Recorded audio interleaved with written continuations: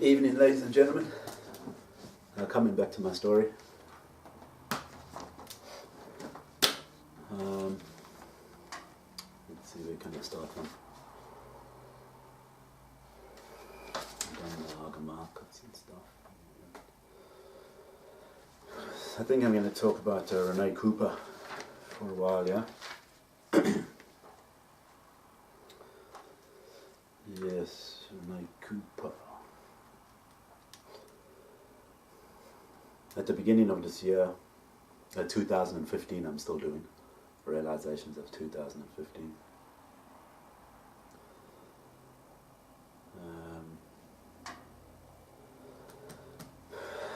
I'd got onto CENTRELINK at the beginning of the 2015, and I'd organised to catch up with Renee Cooper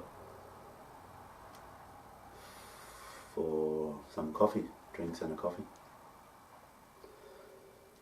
So I went into town to meet her, and I went to check my bank account to see if my dole check was in from CENTRELINK. And my dole check wasn't in, my money wasn't in yet. And this happened on purpose, because the government's been following me around, and they knew that I was going to see somebody, and they were playing games with me. So that my money wasn't in the bank on purpose, because what their plan was is to make me go to have lunch with Renee or whatever, but to be the inferior person. You see, I must come from an inferior position and feel a bit swag about it. So they didn't pay me. This is what they've been doing to me. So she'll be in control, and she'll have to buy me drinks and all that kind of stuff. It's all about making me feel inferior and swag, and people showing me up. So my money wasn't in the bank. So anyway, I met Renee, and we went to the BOHEIM in town. It used to be called Bobby Dazzlers. It's the BOHEIM now. Well, they're redoing it now. I'll get to that story later. So we went to the BOHEIM, and then we sat down in there. And then we sat down, and there was two guys in blue suits and brown shoes sitting next to us, you know, really well dressed. And then Renee bought me some drinks. We sat down and chatted for a while, and then she left and went to the toilet. And I was sitting there, and these guys were, you know, these guys seemed a little strange. They weren't really talking much. And now I realized what Renee was doing. She was trying to make me feel inferior around these guys, because they were really well dressed in suits and shoes and brown shoes. Because I used to say to myself, oh, brown shoes, do they even go with blue suits, you know? And so the system knows this, because they've got technology that knows what I've been thinking and saying. And they know what I think and say due to invading my privacy. So they know about me and what I thought of brown shoes and blue suits. So Renee left me there to feel inferior with these guys in front of me.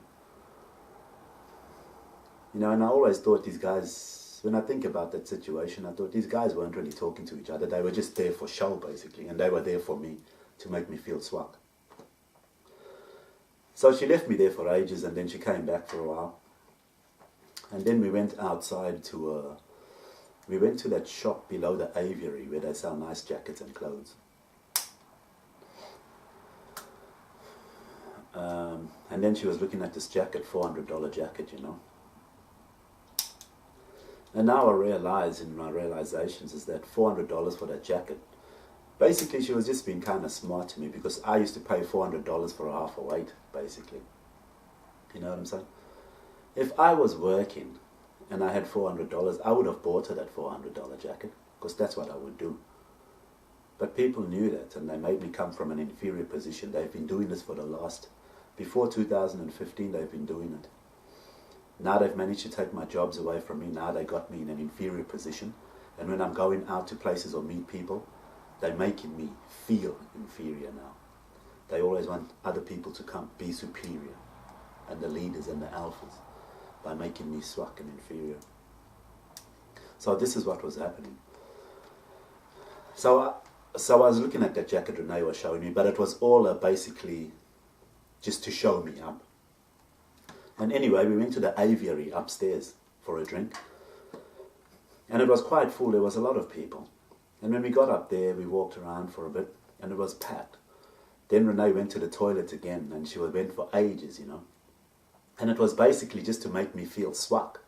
People were leading me around to make me feel swag, to make me feel like a cake. You know what I'm saying? Because it was packed, there was nowhere to sit down really. And she was gone for ages. And it was just to make a cunt of me, make me feel like an idiot. And then we were walking out of the aviary, and there was a girl sitting down there with a short skirt on, and I could see up her skirt. And I didn't think anything of it. It's not anything unusual, you know, sometimes. But anyway, I could see up her skirt as we walked out. And then now I realized, see, that time I didn't know that people thought I was a pervert and a pedophile and rapist, all these accusations, right? And they were leading me around and setting me up. That girl with the short skirt was actually supposed to be there because people wanted to see what I thought of seeing upper skirt, because I had upskirt photos on my phone. This is how they come to label me a pervert, because I had upskirt shots on my phone from the internet. So they were setting me up with this kind of stuff to see what I think, because they can tell what I'm thinking due to technology. I keep emphasizing the point because it's true. So Renee led me around there to feel like a fool, and that girl with the short skirt was meant to be there. It was all a setup. That's what I realize now in my realizations. This was in 2015, the beginning. Then another time I went for dinner at Renee's house. She made me wait there before she came to pick me up. This is the thing people are doing. They were making me wait. Even today, I have to wait. People make me wait because I've just been messing with my nature. So I waited for ages before she came to pick me up, and then we went to her house. Her mum and her dad wasn't there. Her kids were there. And we sat around for a while. And I was looking at the computer with Jacinta and that, you know. And all this whole time, all it has ever been is, of course, people say I'm a rapist and pedophile and this and that. And Jacinta's a young girl, beautiful young girl. People wanted to see what I think. You know what I'm saying about being next to young girls and this kind of stuff. Because the system heard me say one time that I love the smell of a woman, you know, of a lady, you know, when you're next to a lady and this and that. I love the smell of them. What I meant was, you know, when you, like back in the days, or if you're dancing at a club or a jaw, or you're dancing with a lady, a woman, you know, and you can smell her hair and her perfume and all that kind of stuff. It's really nice, you know. So the way people have been looking at me from this angle with the dark perspective of me, they've been taking it the wrong way. You know what I'm saying? Me liking the smell of a woman. It's basically just standing close to a woman and dancing with her and smelling her perfume and her hair. They've just misinterpreted, taken it the wrong way. They actually think it's some perverted notion. So anyway, I was looking with Renee's young daughter at the computer and stuff like that, and they were just wanted to see what I think. Being next to young girls and this kind of stuff, because they accused me of liking young girls. Another time we went to the movies with Renee. I went down to Armidale. And I met her there at McDonald's. And Renee was with one of her friends. There was Jacinta and Jake, her son and her daughter. And I was playing cards with Jacinta. You know, we had a lovely time. We were playing cards in McDonald's and talking to Jake and stuff. And anyway. And Renee was with a friend, you know. They do this thing where they don't pay me too much attention. You know what I'm saying? And anyway, I drove Jake and his other friend. He had a mate with him. We drove down to the movies there in Armidale. And anyway, we went into the movies. We were standing in line for ages, you know. And then after a while, me and Renee realized that it wasn't actually a line. People were just standing around. And we just laughed about it. You know, but this was actually set up to happen like that. You know what I mean? People are actually all there to make like there's a line. Basically to see if I'm going to realize that there is no line and it's just people standing around. Because people want to see how attentive I am or how aware I am, because they've been watching me dabbling in drugs. So everywhere I've gone, people have been trying to make me paranoid, and they want to see what perspective I view the world with. You know what I'm saying? Whether I'm strung out, intoxicated, or straight. They keep fucking setting up these scenarios to see what I'm thinking, because they can tell what I think about every scenario. So we went to watch the movie. We watched the movie, I think it was Fast and the Furious 7. We watched the movie. Then we came outside of the movie. Then Renee went to the toilet again. She always does this disappearing act. And I was sitting outside the movies with Jake and Jacinta and this other young boy for ages, you know, just looking after the kids. Had a great time. Then Renee finally came back. And we went out to the car park. And then I realized that I didn't have my phone on me the whole time. I lost my phone. I don't know where it was. And I was thinking to myself, this other young boy with Jake, I don't know him very well, very smart kid. And I thought to myself that maybe he could have taken my phone, you know, because I don't know, some kids are like that. And when I thought that, after a couple seconds, it's like Renee asked me that exact same question, Renee Cooper. She said, do you think that young boy could have taken it? You know what I'm saying? And I always thought to myself, wow, that's exactly what I was thinking. And now I realize how everything's been orchestrated. Part of my realizations is that somebody was telling Renee what to say to me and how to talk to me. Because they knew that that's what I was thinking. They can hear what I was thinking. And that's what I was thinking, that young boy could have taken my phone. Then they've told Renee to relate to me and tell me and ask me, do I think that young boy could have taken my phone? This is how people work with me in society today, with people I see or my friends. They can read what I'm thinking, my thoughts, and they get people to treat me and answer me based on my thoughts. They say things relative to me. And now it's become an arrogant game of shutting me out and cutting me down every time I think of something to say or I want to do something. The system can hear me, and in a second, they tell the person I'm with what to say back to me based on my thinking. So they contradict my thinking, so they shut me down. You know what I'm saying? This is what happens. So anyway, with Renee, they told her what I was thinking. So they basically told her to relate to me, in a sense, so we can relate to each other. They said to her, they would have told her to say to me, do you think the young boy could have taken it? And this is what was happening. They said that because they could read what I was thinking.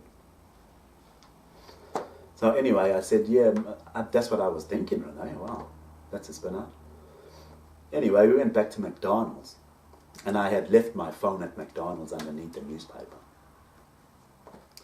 That's also a thing people do. They surprise me, they talk a lot, they move fast to make me forget what I'm actually doing. They make me lose focus of what I'm actually thinking or doing at the moment. This is what people do to me consistently. It's been happening for years. I didn't know that.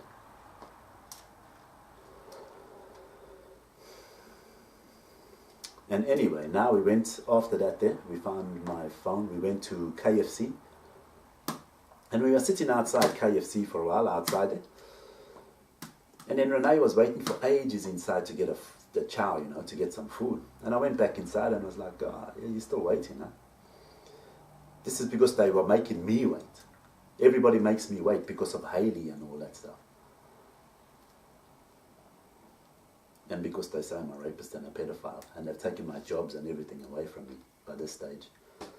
And now they're just making me wait and bullying me and teasing me every chance they get. So I was sitting outside with the kids still waiting for food. And then this white Commodore pulled up on the side, and the guy said something and he looked at us, you know, and I thought, hey, is this how getting smart with us and that, you know? I always think of that, and now the guy actually was orchestrated to be there, to get smart with me, because people wanted to see how I was going to react. You know what I'm saying? They wanted to see whether I'm going to act like a paranoid delusionist, or get angry, or fucking start acting strange. You know, they were orchestrated to be there and bully me, those people in that white Commodore. The system planned them to be there and do that. People are just fucking bullying me everywhere I go. So that was planned to happen. And the funny thing is, Renee said to me one time, this is the first time we caught up, 2013, I think. Renee said to me about Dave, which used to be her sister's husband or boyfriend. She said that he was a bit of a pedophile because he was sleeping with this lady and her 15-year-old daughter. Renee told me that with Dave. So he was basically a pedophile. And I thought it was a bit of a comical story. And I realized people just wanted to see what my reaction would be to that story. And it's because they and everyone else thought I'm a pedophile. They thinking I'm a pedophile and treating me as one, as a possible pedophile.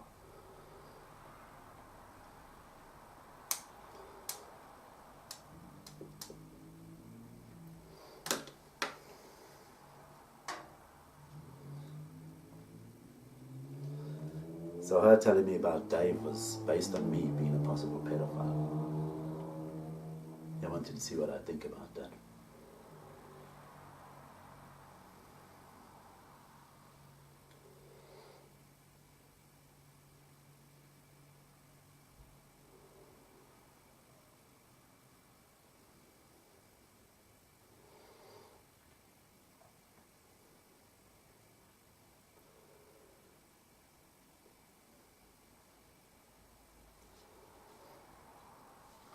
Now also this year, beginning of this year, I had given my mum $6,000 to put in the bank to keep, to do whatever she wants, or whatever. But the system had cut me out of my jobs, so I ended up using that money. Now this whole time, last year I realized that I realized this whole story that I've been telling you. So the system was organizing my jobs, cutting me out of work and fucking making me fail, right? And they were making me feel bad, like, because I owed my mum money, or my dad, or no. You see, but they were taking my jobs and my money off me, including dealers, and everybody knew. But then they were making me feel shit about it. All a bunch of pricks. They all knew everything. So they were making me feel bad, but they were taking it from me. They were taking my money and my jobs, and then they're making me feel like I owe them. And I didn't know that.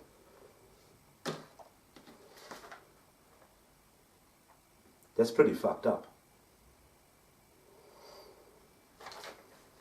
Making me feel shit.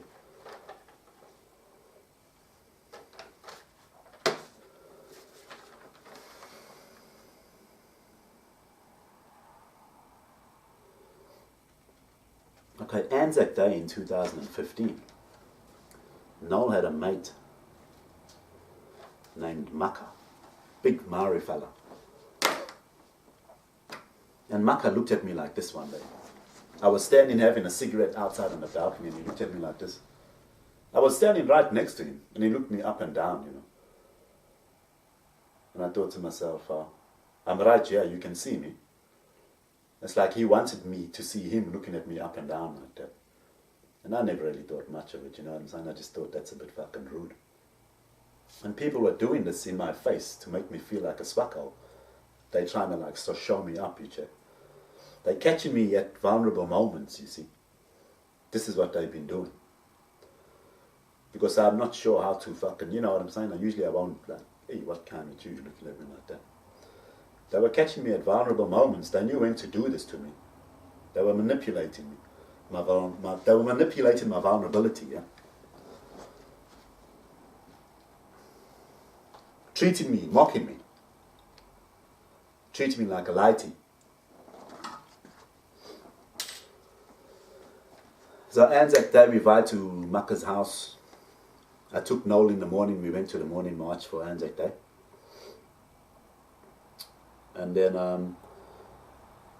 I dropped him off for the breakfast there. Then I went to pick Mukka up, drop Mukka off, I think. And then I went to pick them up and we went to Mukka's house. Now Mukka's Lighty and his girlfriend. There's another story with a fridge. We're going to pick up a fridge. It's something metaphorical to putting me in the fridge, check. Everybody's putting me in the fridge now. So I went with Marcus Lighty and his girlfriend. We went to pick up a fridge there, other side of town. And now this cherry there, she's only roping up the fridge, you know, tying it up like a professional. And I'm like, oh yeah, cool. Because now people are trying to show me how good women are as well, you check. You're trying to get the ladies to show me up as well. It's a fucking nice game, it's a psychologically fucking with me. So, but I was impressed with her, tying up the fridge like that and everything. But I didn't know that people were actually bullying me and trying to show me up. I was actually impressed with her, but she's actually trying to show me up. And anyway, we got the fridge, we brought it home. And then his light, he was asking me about Zol, this and that, whatever. I was talking to him about Zol. He said he smokes Zol and everything. So I don't know what the story was there. They probably wanted to see if I wanted to sell him Zol or something. It's like people are trying to get me to fucking deal drugs or something, you know. And anyway, we came back and there was Mukka with his shirt, you know. He came back from around the corner walking like this, yeah, eh. So we're taking the fridge off the youth, you know. Me, I'm just cool as taking the fridge off. Mukka comes up now, he's putting the pressure on everybody. He's like, he grabs the fridge, you know. Hey, come on, let's move it, yeah, this and that. Like, this one wants to pick up the big fucking fridge on his own, you know, move it up the stairs, yeah, and this and that. So fucking, hey, and he's moving this and that. I was like, nah, you know what, relax, take it easy, man, you know, take it easy. That's what I always say, relax, man, chill out. You're going to hurt yourself, you know. Because I thought, hey, this was going to hurt his back. He's going to be out of work for fucking months, you know. Or he's going to crush his fingers next to the wall and all that. But what he was actually doing, this is what people were doing with me. They were making me hyped up and anxious so I can lose form. They were trying to lead me